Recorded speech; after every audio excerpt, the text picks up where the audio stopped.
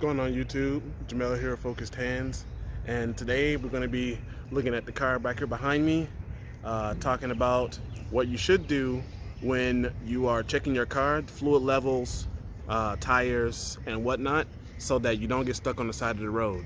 This is for beginners, not just getting in and driving it, but checking the car so that you're not stuck on the side of the road. Stay tuned.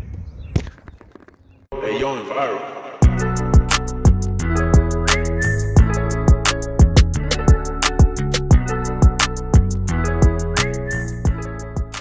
Alright, so the first thing we're going to do here, obviously, is pop the hood. And for most people, the latch for the hood is somewhere on the driver's side. Easy access, like mine has a little symbol down here for a hood. I'm going to go and give that a pull on the tab there. Come outside the car.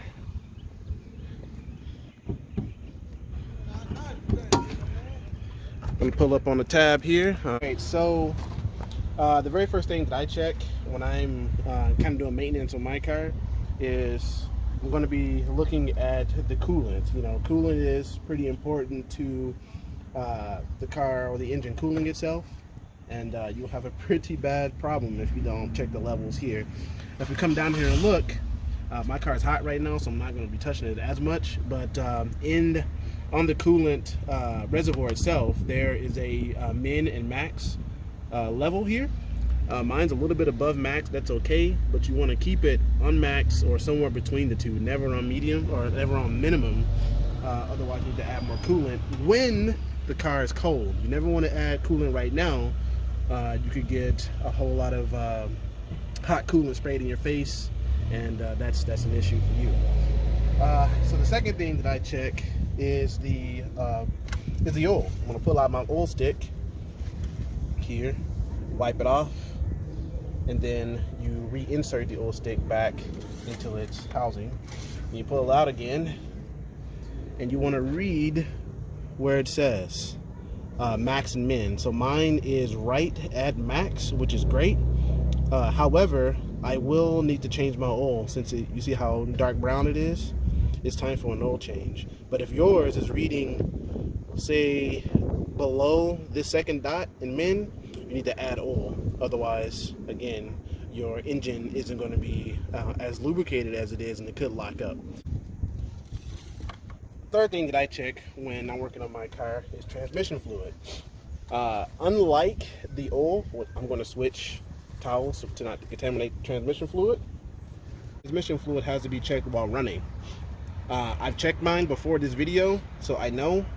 But again, when the car is running and after 10 minutes, you pull out the dipstick and you will check this just like you would the oil, and it should be up on max. If it's below max and the min, you need to add. And if it's really, really, really red, you need to change your transmission fluid. So it should be like light pink. And mine is light pink, so you know, I'm feeling good here. And if you see any like metal shavings in here, that's also an indication that the transmission is going out or you have excessive wear. But be careful of that, because without transmission, your car doesn't move. All right. Now, the fourth thing that I check, important to the car being able to breathe, is the air filter. You want to look in here. If it has any dust and dirt and debris, you want to blow those out and or change these. I changed mine before, but I'm actually going to change it again here real soon, so that, you know, the engine is getting proper air. There's the air to fuel ratio, so it, you know, you don't waste a lot of gas. Fourth thing, or is that? Sorry, fifth thing, I guess here would be the battery. Check the battery. You want to look at the leads to make sure there's no corrosion on them, both positive and negative.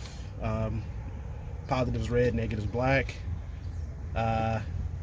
If it does have corrosion on it, you want to lift up both of the leads here and basically get that corrosion off. A good trick that I use to get corrosive or battery acid off is so Coca-Cola will dissolve the battery acid on each of these, and you wipe that up and you should be good. And you would use a lubricant that you can get from your basic hardware store, AutoZone, O'Reilly's, advanced auto parts that will allow you or to lessen the effects of battery acid buildup. So that's that. Sixth thing here will be to check your brake fluid. Super important, probably in my mind, one of the most important features of a car when it's going is the brakes. If you don't have brake fluid, your car, you'll be able to stop for a while, but when those brakes overheat or heat up from the starting and stopping, you're going to run into heating issues, and where it's going to lock up. You won't be able to stop, or you won't be able to go because the brake's going to become seized. You want to make sure that your level is either at max or between min and max. Otherwise, you need to add brake fluid. And a quick note about this brake fluid is you want to make sure you're using the correct fluid for your car. If it calls for .3, use .3. Don't use .2. If it calls for .4, use .4. Don't use .3.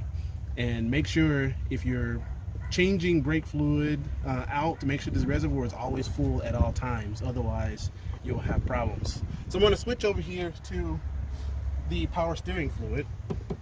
And a cool note about power steering for my car is that it actually uses transmission fluid, not power steering fluid.